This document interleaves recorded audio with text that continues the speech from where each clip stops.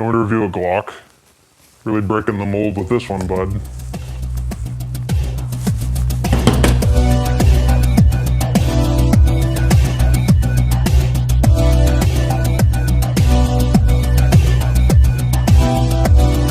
Today we're going to be talking all about Glocks. This particular example is a G17 Gen 4. A lot of this information is going to carry over to other models like your 19 and any other standard frame size. Things get a little weird when we get into the small frames and the thick frames being like your Glock 43s, your 43Xs, and then your large frames being your Glock 21s and 45 and your Glocks 20 and the Lord's caliber 10mm. A lot of good things to say about the Glock pistol. The internet's got plenty of things to say about it, good and bad. Starting with the gun itself, it is a striker-fired handgun with a polymer frame. Glock was the first to really innovate in that field. You'll get a lot of nerds talking about how HK did it first with the VP70, but if you've ever handled a VP70, you'll know they suck. Glock factory triggers on all their standard frame pistols are roughly 5 to 6 pounds. So you get a pretty good wall there, brakes, get a nice tactile audible reset.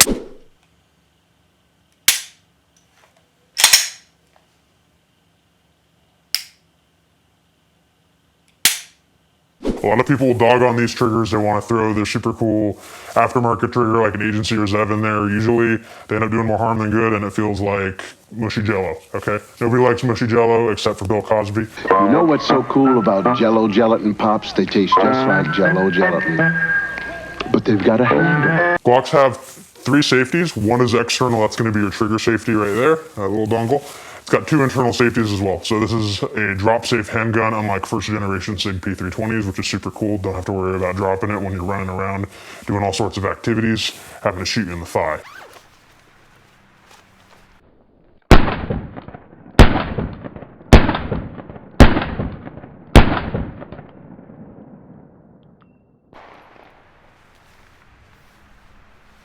So the super dope about most Glock pistols is Glock offers factory stendos for it. Stendos are super cool. You should have them for any pistol you own if they are available. The smaller standard frame pistols, so like your 26 and your 19, they're also both in 9mm, can take the bigger magazines. So in a 26, you can run 19, 17, or 33 round stendos, and the 19, you can run 17 mags or the 33s as well.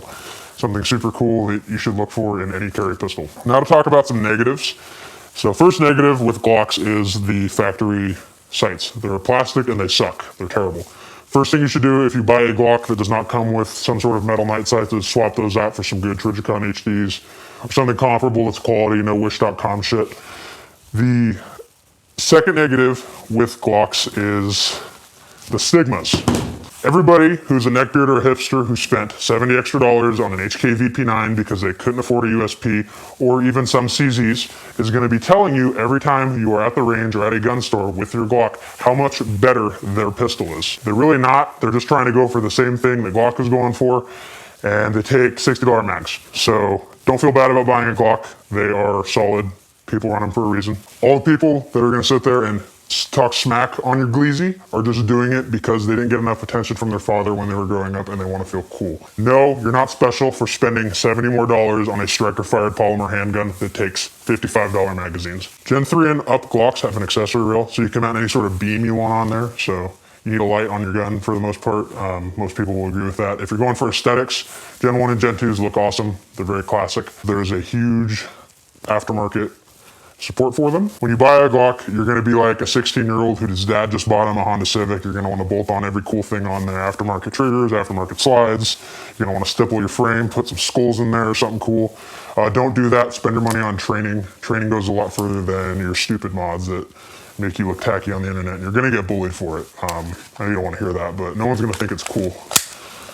Except for maybe you and your mom. A lot of engineers that are a lot smarter than you put a lot of time and effort into making this gun run right as it is. So when you start putting all these weird slides with super cool cuts in them that make them look like a spaceship, you're just making the gun less reliable, essentially. You're not gonna be able to keep it running as long. When you run weird springs and stuff, you know, gotta worry about that stuff breaking. As is from the factory, other than the sights, like I mentioned, these are super solid pistols, so don't do a bunch of weird shit to it, just buy ammo and training. There's a lot of reviews out there on Glock pistols. Just about everybody who's anybody has done one. My ex-wife has done one, and No one really cares about her opinion. So if that gives you any sort of gauge as to how much information there is out there and how reputable these handguns are, it's definitely there. They're not popular for no reason. I broke a gun. I can't see.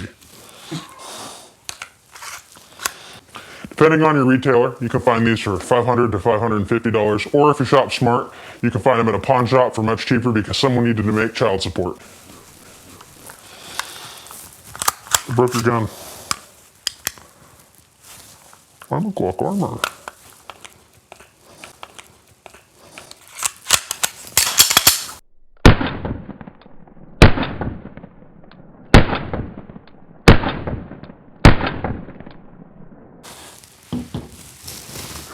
I hate myself. All standard Glock handguns feature a corrosion-resistant Teflon coating, which will keep it from rusting underneath your beer gut while you're appendix carrying. Lots of people will call these Glock 40s, even though they are not in fact chambered in 40 cal, something to be aware of when shopping on the streets. You make sure to always run factory ammo through your Glock pistol. Running remanufactured reloads run the risk of turning your Glock handgun into a close proximity hand grenade. If you think Glocks are too big and blocky, you should probably come to terms with the fact that you have beta male hands and you should purchase a Smith & Wesson Bodyguard instead. They come in pink. Do they come in pink? The rear LCPs come in pink. Glock pistols also do come in an MOS variant, which is cut for an optic, so any sort of red dot you want to put on there. So if you want to confuse the elderly at your local gun club, that's a good way to go. Thanks for watching. Stay strapped or get clapped.